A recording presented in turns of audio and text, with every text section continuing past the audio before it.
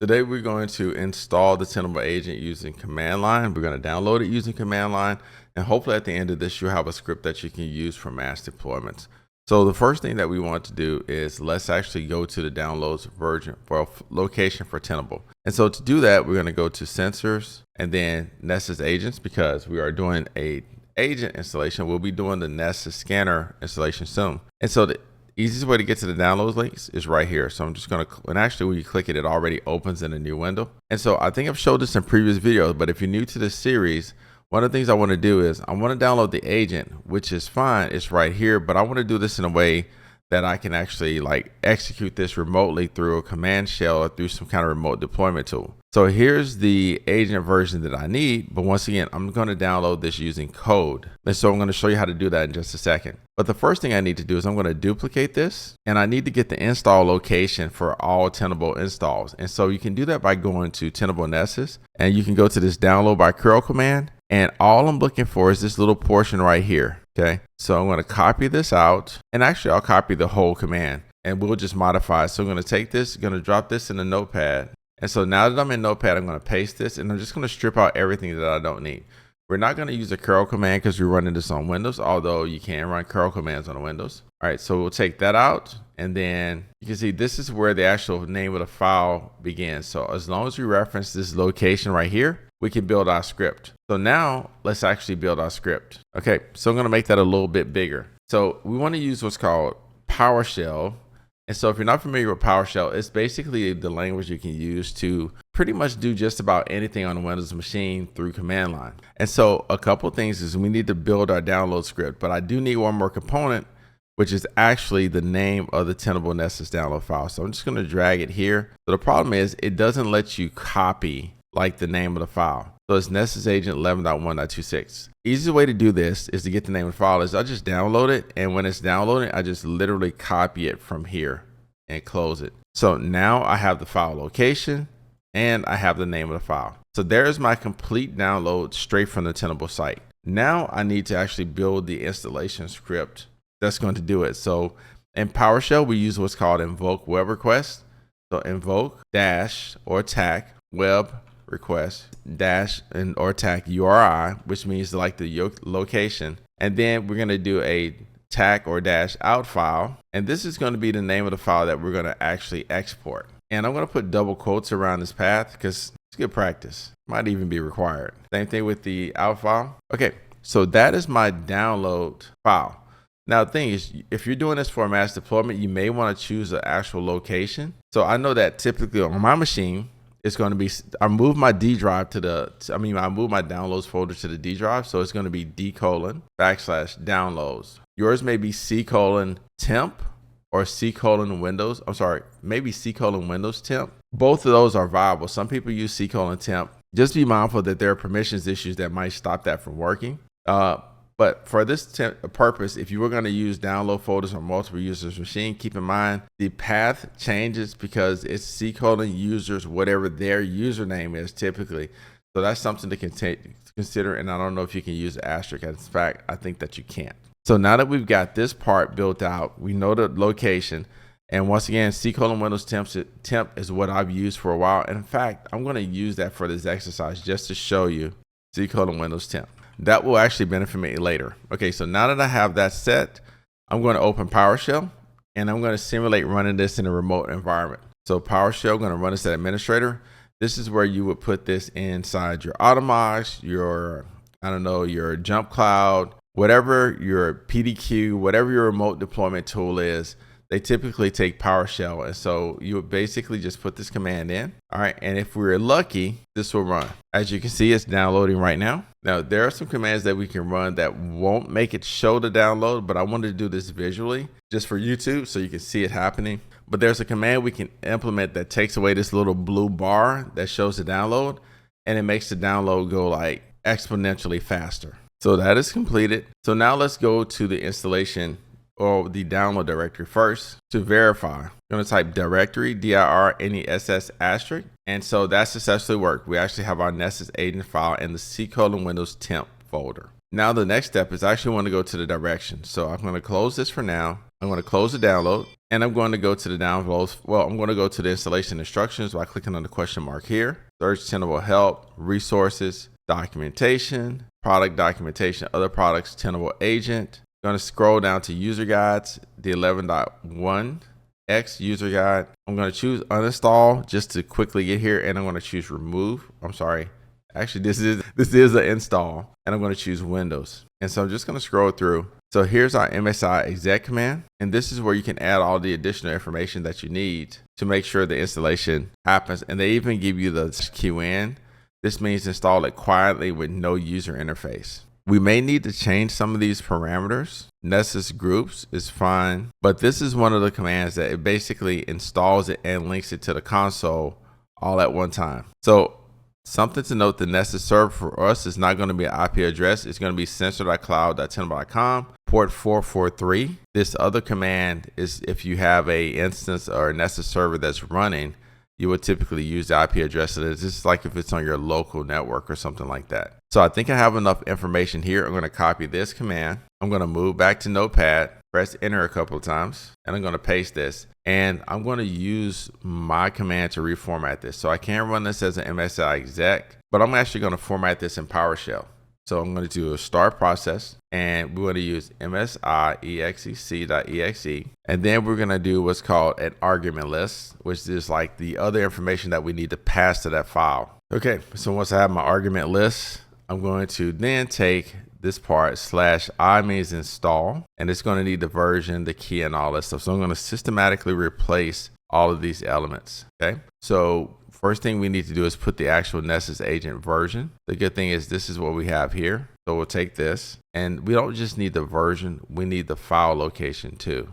So remember, we downloaded this to C:\Windows tip because we want to be able to run this file and not necessarily have to change to the directory. Now the good thing is there are no spaces in there since we use C:\Windows temp.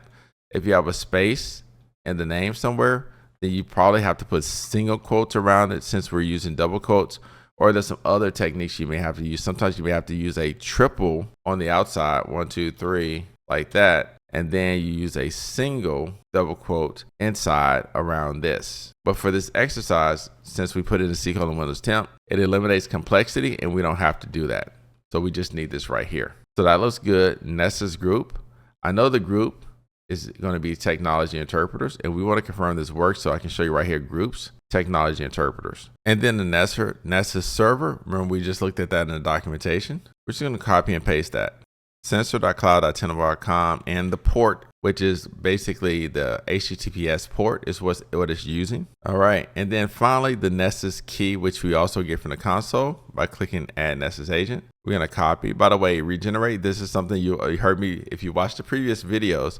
I'm going to regenerate this afterwards because if not, people could watch this video, do the commands, and literally install stuff into my Tenable tenant, which I don't want. So regenerating the key is what I have to do after all of these videos so that people don't actually install stuff in my tenant. Would be kind of funny, maybe. All right, and so we're going to take key and we're going to move it over here, and we're going to replace the key with the actual key. And so if this is correct, we just built a script that we can use for mass deployment of the Tenable Nessus agent. So now the moment of truth. Let's check our syntax and let's paste it and let's see if this works. I'm going back to PowerShell. I'm going to make that bigger so you all can see it a little bit better. I'm going to CLS to clear that.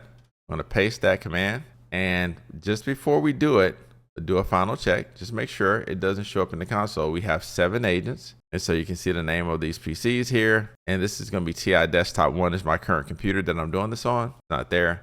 And I'm going to press enter. All right. So I have an error, so let's double check. Let's troubleshoot. So technology interpreters. Okay, so remember what I told you about the double quotes, single quotes, triple quotes, and stuff like that. Since I have a space in the name of technology interpreters, I'm going to try Nessus group. And let's look at the original documentation. Let's see, did they have a quote in there already? Okay, so you notice that they did have double quotes all throughout their script. So if I'm converting this to PowerShell, this is where I'm going to have to adjust this a little bit. So let's see if we can make this work. I'm going to try the triple quote method. That didn't work. All right. And then what I'm going to do is I'm going to try something simpler, which is to modify this argument list. And instead of using double quotes inside here, I'm going to use a single quote. I don't think this actually works. I think I have to do a \escape to do this. And actually, I think I'm going to try something different. I'm going to use the single quote method because you can see how that's formatted in blue. PowerShell is giving me a warning that it doesn't like that. Okay, so that's a little bit better, but I did leave off one thing because I need another single quote here.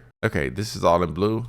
So when I execute this, so there's a problem. So it's letting me know that it has an issue with my script. Okay, and so this brings back memory. So in order to do this correctly, I have to use the backtick escape. It's probably something that most of you have never used because it's right in the top, right under the escape key in the top of the keyboard. It's like near the tilde, and it's called a backtick. So if I want to use this double quote in my script, which I'm going to need to make it work. So this is all correct. When I get here, I got to use the backtick quote, and then I've got to use another backtick double quote. Same thing here, backtick double quote, and here backtick double quote. That should be sufficient, and it works. What this simply means is that it's called an escape character, which means the double quote has a significance in PowerShell, and by putting the backtick, which once again is like to the left of the one key, right above the tab key typically, it's saying, I want you to put a literal double quote. This is not the double quote that's actually used as part of the syntax or programming language, PowerShell. So that is still moving. That's good. We'll let that keep doing this thing because you can see the little circle by my mouse popping up. Now I'm going to go to Tenable and I'm going to refresh, and I should see this number change from 7 to 8 once it completes. Now, a double check that I'm doing is I see here, C:\program compiles Tenable Nessus agent. So I know it's working. So I'm cheating and looking at the installation. Now, this echoes what I've seen before. There's a possibility that it completely installed, and we're going to use PowerShell to verify the installation also. So one of the things I should have put in the script is a -wait. I recommend that you do this. The reason why is because that means it would have, like, it wouldn't go to the next prompt or the C:\Windows Desktop \, which is basically the main prompt. It wouldn't go there unless it finished the script first. So we're going to go ahead and clear out of this. And we're going to run another command, which is we're going to check the process to see if it's actually running on a Windows machine. We're going to do a clear, since we're in PowerShell. And I'm going to do a get tag process. And we don't have to do name. And we'll say nessus asterisk. Okay, so that's the way I can verify. Once again, you can even script this so it'll be in your output to, once again, if you use the .wait when that finishes installing, then you want to do this command that will allow it to show you if it's running. So I know it's running, but it's not linked to the console. So I'm going to try it one more time to see if it's there in the console. And so even though I put the key and everything in it, it still didn't link itself. That's a common issue I've seen. The way we remedy that is we actually just link it to the console. Here's a quick script that we can use to do that. So we use PowerShell again, start, process, -wait, and we're going to do C:\Windows, Tenable Nessus agent, actually C:\program files, Tenable Nessus agent, and then we want the nessuscli, so nessusc. All right, cool. So that's good. So and we've got to add the argument list to it. And now we've got to tell it all the information. So we're going to do agent link -key equals, and this is where we get that Tenable key again. So click add Nessus agent. If you watched the previous videos in the series, you've seen how I get all this information. Not going to show it here because you can literally take this command and run it. If we wanted to put that in double quotes, remember we could use the backtick, but the key doesn't have a space in it, so we don't need double quotes. So we got the key, and then we got the host, and we know equals, and this is minus host sensor.cloud.tenable.com. Once again, we don't need that. There are no spaces there, so we can omit the double quotes. And you notice how it changes colors when it's saying, okay, you're breaking out of here, you're adding a new command here. All right, and so what else we got? That we got port, tag port equal 443, tag groups equal, and then this is where this comes in handy, backtick, double quote, technology interpreters. All right, so that's the group. Once again, we need the backtick before that, and then we need our closing double quote. If this is correct, it should link to the console. Let's check our syntax and press enter. All right, so that did execute. One of the things I didn't do is I didn't tell it to run quietly or anything like that. Shouldn't be an issue. Now let's check it here. So I don't think we had errors, but we did not link successfully to the console. So just want to check my syntax. I see it right there. So I missed one item. Notice where it says key, I don't have a tag or 2 minuses in front of it. I'm going to press enter. Okay, that looked promising, and we've successfully linked to the console. This will take a moment to come up, and this is going to be TI Desktop 1, which is right here. So this is successfully linked to the console. So that being the case, that means this exercise is complete, and you can use what you learned today to create a mass deployment script that you can use on your job to deploy Tenable to hundreds or even thousands of machines. Hope this video was helpful. Thanks for watching, and please don't forget to like and subscribe. Oh, or check out some of these other Tenable videos. If you missed the series, here's a link to some of the videos that are previously part of the series.